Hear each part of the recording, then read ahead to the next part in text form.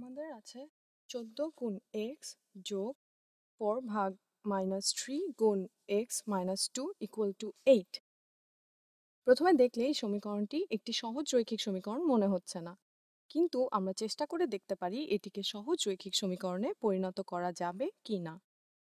এখন আমরা হর -3 গুণ x - 2 কে বন্ধনী দেই। হর -3 গুণ x - 2 কে বন্ধনী দিই। এখন প্রদত্ত সমীকরণের উভয় পক্ষে -3 গুণ x - 2 দ্বারা গুণ করি।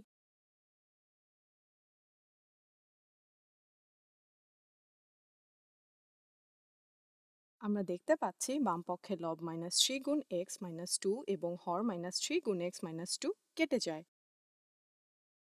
তাহলে আমরা পাচ্ছি বাম পক্ষে 14 গুণ x প্লাস 4 এবং ডান পক্ষে 8 গুণ -3 গুণ x - 2।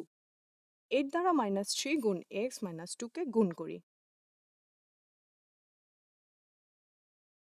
তাহলে আমরা পাচ্ছি -24 গুণ x এবং 8 দ্বারা 2 কে গুণ করি, তাহলে আমরা পাচ্ছি -16। এখন আমরা পেয়ে গেছি একঘাত বিশিষ্ট সমীকরণ এবং উভয় পার্শ্বে চালক থাকায় আমরা সহজেই এটি সমাধান করতে পারবো। আমি প্রথমে চাই সব x এক পাশে থাকবে। ডান পক্ষে -24x কে অপসারণের জন্য -24x গুণ যোগ করি। একইভাবে বাম পক্ষেও 24 গুণ x যোগ করি।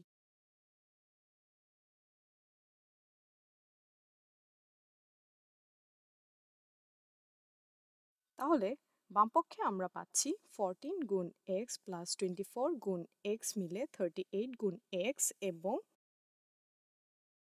প্লাস 4 ইকুয়াল টু -24 গুণ x এবং প্লাস 24 গুণ x কেটে যাবে এবং বাকি থাকবে -16।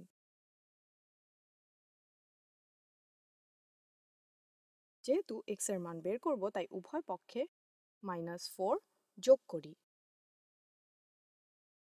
তাহলে বাম পক্ষে 4 - 4 কেটে যাবে এবং বাকি থাকবে 38 গুণ x সমান -16 - 4 মিলে -20।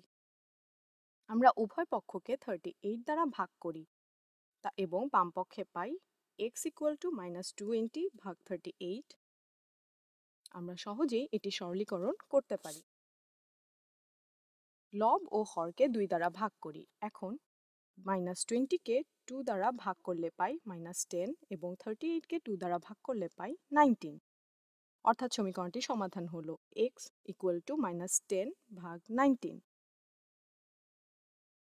এখন x এর মান প্রদত্ত সমীকরণে বসালেই সমীকরণটি সিদ্ধ হবে।